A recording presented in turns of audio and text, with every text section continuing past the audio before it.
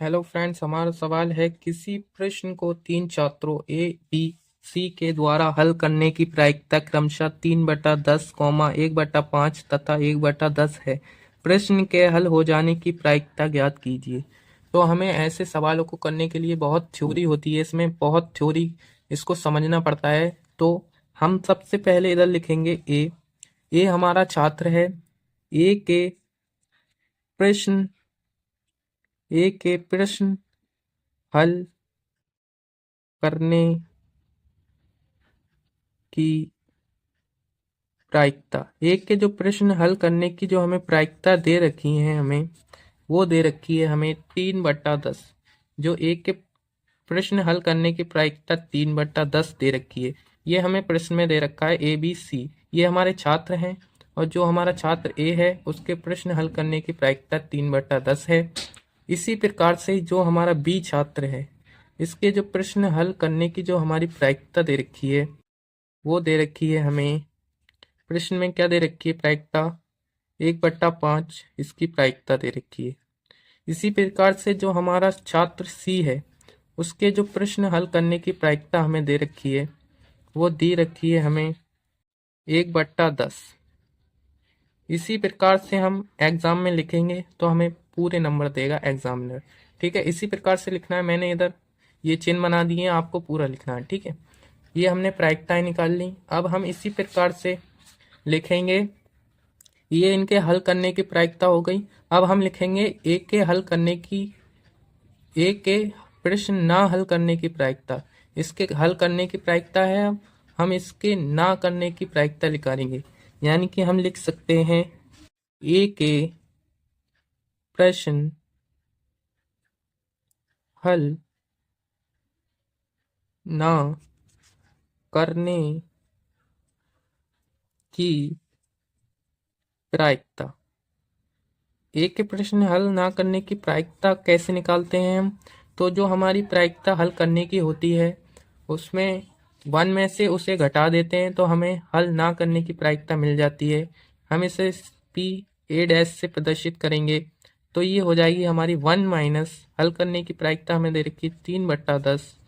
इसकी हम गुणा करेंगे, 10 आएगा, 3 घटाएंगे तो हमारा जो प्रायिकता आएगी वो आएगी हमारी 7/10। इतना लिखने के बाद अब हम इसी प्रकार से बी के हल ना करने की प्रायिकता निकालेंगे। तो बी के जो हल ना करने की प्रायिकता इसी प्रकार से निकालेंगे तो हमारी आएगी पी वी डैश बराबर 1 माइनस हल करने की प्रायिकता है हमारी 1/5। इससे माइनस करेंगे तो हम, तो हमारा आएगा 4/5। इसी प्रकार से हम सी का निकाल लेते हैं। तो हमारे सी के प्रश्न हल ना करने की प्रायिकता निकालेंगे तो ये आएगा हमारा पी सी डैश बराबर 1 माइनस हल करने की प्रायिकता 1/10 लिखेंगे तो ये आएगा हमारा 9/10।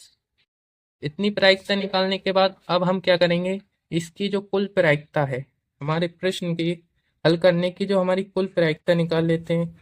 तो हमारी आएगी प्रश्न हल करने की प्रायिकता, या हम इसे लिख सकते हैं प्रश्न हल होने की प्रायिकता। तो हमारा जो आएगा P A dash into P V dash into P C dash, ये हमारे प्रश्न हल ना करने की प्रायिकताएं हैं। तो हमारी क्या क्या दे रखी हैं, पहली है हमारी 7/10 गुणा, दूसरी है हमारी 4/5 गुणा, तीसरी है हमारी 9/10। जब हम इन सब की गुणा करेंगे तो हमारा आएगा 126 बट्टे में आएगा हमारा 250। अब हम इसके हल ना करने की प्रायिकता निकालेंगे। ये तो हो गई हमारी ना करने की प्रायिकता। तो अब हम इसके हल होने की प्रायिकता निकालेंगे। ये है हमारे प्रश्न हल ना करने की प्रायिकता, ना करने की प्रायिकता है। अब हम इसके ही हल करने की प्रायिकता निकालेंगे तो वो कैसे निकालेंगे, ये होगा हमारा प्रश्न हल करने की प्रायिकता। प्रश्न हल करने की प्रायिकता कैसे निकालते हैं हम? तो ये जो प्रश्न हल ना करने की प्रायिकता है, इसको हम एक में से घटा देंगे तो प्रश्न हल करने की प्रायिकता हमें मिल जाएगी। तो इसे लिखेंगे 1 माइनस प्रश्न हल ना करने की प्रायिकता है हमारी 126/250। इसे अगर हम लिखेंगे तो 250 की इसके गुणा करेंगे तो ये आएगा 250 माइनस 126/250, इतना आ गया। अब हम इसमें से इसको माइनस कर देंगे, 124/250 लिख सकते हैं हम इसे। अगर हम इसे चाहें तो 2 से काट सकते हैं, फिर भी हमें पूरे ही नंबर मिलेंगे, एक भी नंबर हमारा नहीं कटेगा। अगर हम ऐसे भी लिख के आ गए एग्जाम में तो हमारा एक भी नंबर नहीं कटेगा। तो आपको इतना ही लिख देना है, चाहे तो आप इसे 2 से भी काट सकते हैं। यही हमारा आंसर हो जाएगा। अगर फ्रेंड्स वीडियो को अगर पसंद आई हो तो लाइक कर दें और हमारे चैनल को सब्सक्राइब कर लें ऐसी ही और वीडियोस के लिए।